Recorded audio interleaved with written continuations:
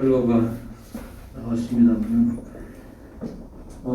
문재인 주사파 정권을 견제하는 큰 틀에서 국민의 분노감이 여지없이 표출되고, 특히 2030 세대의 문정권을 향한 그런 아주 폭발적인 분노가 선거 결과를 만드는데 공헌을 했는데, 중요한 거는 이게 무슨 국민의힘이 무슨 선거 전략을 잘 짰다든지 야당 역할을 제대로 해가지고 전략을 가지고 선거를 승리를 이끈 게 전혀 아니다. 어제도 말이야, 대표 과정에서 당직자가 자기 의지 안 났다고 당직자 폭행하고, 이런 오만한 과거에 아주 때묻은 이미지를 벗을 수 있는 정당인가.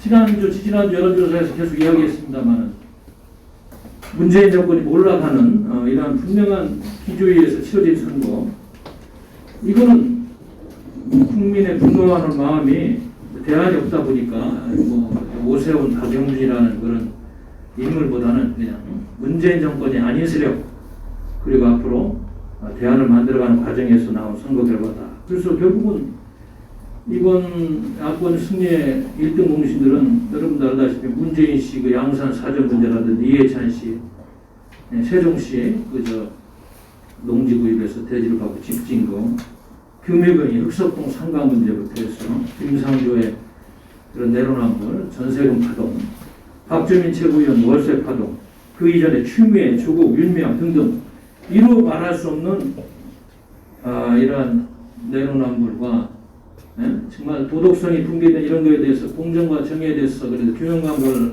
순수한 마음으로 갖고 있는 우리 20, 30대가 폭발했다.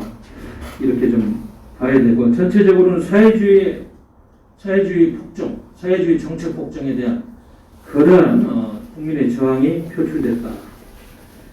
또 요즘 말다시피 지금 국제적으로 경제 안보하고 군사 안보가 따로 하지 않고 맞물려 가는데, 안미경중이 많이 헛소리하는 인사들 아직도 끼고 앉아가지고 말장난하면서 한미동맹 다 파탄되고, 대한민국 경제 20%를 책임지고 있는 삼성그룹 총수를 깜빵에 가둬가지고 반도체 산업에 미래가 달려있는데 이런 짓거리하는 정권 등등등.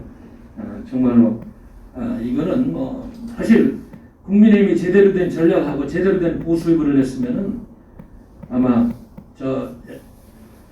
더불어민주당은 20%도 못 얻었을 텐데, 지금 보면은 서울이 어떻게 39.18%가 나왔어요, 박영선이가. 이건 뭘 의미하냐면, 국민의힘이 이게 절코 이게 승리한 선거가 아니에요. 이런 엄청난 국가적인 파탄 현상, 국가 해체 현상 속에서도 40% 가까이 나왔다는 거는 조직표가 살아있고, 내년 대선에서 절코 방심할 문제가 아니다.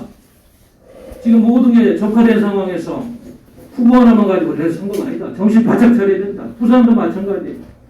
34.42%인데 이거 제대로 된 야당과 전략이 있었다면은 20%도 안 나오는 게 정상적인 겁니다. 물론 일부 지지층이 있습니다만은.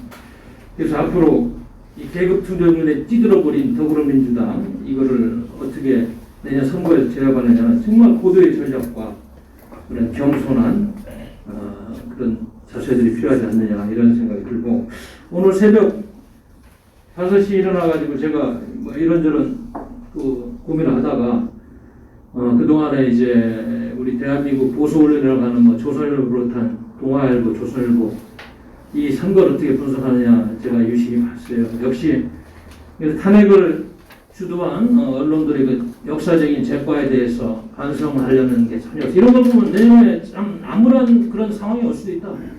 여기 조선일보 사설을 제가 가져왔습니다만은 이런 이야기를 하고 있어요.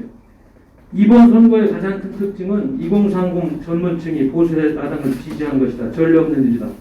선거에서 승리한 국민의힘 오세훈, 박형준 후보는 이른바 아스팔트 보수와 영남당으로 각인된 기존 야당 이미지와 거리가 있는 사람이다. 그동안 합리적인 중도정치를 강조하였다.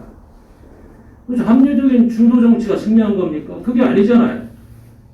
조선일보가 이런 장난을 하고 또 윤석열 대통령 만들기 안철수하고 엮어가지고 또 이런 박근혜 대통령 탄핵에서 나라 이렇게 말아먹고 큰 책임 있는 이 가짜 언론들이 말이죠. 또 장난을 하고 있어요. 이게 무슨 땅 투기, 뭐 저 LH 사태 때문에 이런 결과가 그건 아주 비상적인 겁니다. 우리 국민들이 무슨 자기 세금 폭탄 맞아가지고 자기들의 이권이 줄어들어서 민심이 마치 그거에 대해서 말이야 막저 분노한 것처럼 물론 그것도 요인입니다만은 이 언론이 이렇게 보수 언론이 크게 조명을 못하고 근본적인 성찰을 못하면 이런 언론 믿고 앞으로 내년 대통령 선거 어렵습니다. 보수 언론이라 보면 안 되겠어요, 이런 거니까. 아까 얘기했습니다만 이 선거의 가장 큰 건 지난 4년 동안 대한민국을 족보하고 국가를 해체하고 있는 사회주의 폭력혁명에 대한 정책폭력혁명이죠. 국민들의 그 답답하고 울분에 쌓인 엄청난 그런 분노감에 표출된 거지 단순히 무슨 정책, 뭐 부동산 정책이라든지 청년들의 이반 때문에 이렇게 된 거다. 그래서 자신들이 탄핵한 세력이라는 걸 덮고 있고 말이죠. 합리적인 보수가 뭡니까 도대체? 우리가 지난주에 일요일날 국민의힘 당사 앞에 가서 우리 당 극우로 매도하는 그 못된 무리들에 대해서 응징을 하고 규탄을 했습니다만은 조선일보가 이런 장난을 하니까 대한민국 보수가 썩고 뭉그러져가지고 지금 나라가 다 망한 거 아니에요. 이런 정신 가지고는 내년에 대선에서 내가 보기에는 결국 승리 못합니다. 이렇게 초를 치고 엉망인데도 40% 가까이 나오는 이렇게 대한민국이에요. 결코 승리했다고 보면 안 됩니다. 예? 그런 거 보수 단위에서 후보로 내세워가지고 또 장난들 하면 안 되고 바로 여기에 우리 공화당이 할 역할과 책무가 있다. 그리고 원외 정당이지만 이 부분은 우리 당이 아니면 할 데가 없어요. 제가 보니까 계속 지적하고 노선 만들고 싸워야 된다. 특히 여러분도 아시다시피 대한민국이 어디까지 와 있냐면 지난 3일날 제주도에서 문재인 씨가 4.3 희생자 추념식에서 뭐 기가 막힌 얘기 했잖아요. 아니 대한민국의 유일한 합법정부 총선거에서 유엔에서 인정한 선거 치르는데 그거를 폭력으로 방해하는 세력을 당연히 군경이 진압하는 거지. 그거는 무슨 통일정부를 꿈꾸는 제주도민 전체가 통일정부를 꿈꾸기 위해서 일어난 한 겁니까 그게? 이렇게까지 대한민국이 지금 망해 있는데 예? 제주도민 전체를 마치 그 당시 남로당원으로 기억하고 말이에요. 이렇게까지 망가져 있는 대한민국입니다. 지금. 이렇게 엉터리 같은 나라가 되어 있는데 이런 거에 대해서 국민의힘이 앞으로 투쟁하고 이런 걸 할 수 있는 그런 대통령 후보를 우리 야권에서 견인하지 못하면 내년 선거는 참패입니다. 내가 보기에는. 역사의 쓴맛을 잠시 국민이 조금 회초리 들어준 거 가지고 절대 오만하면 안 된다. 문재인 씨가 국방장관, 경찰청장, 행자부 장관 데리고 가가지고 말이죠.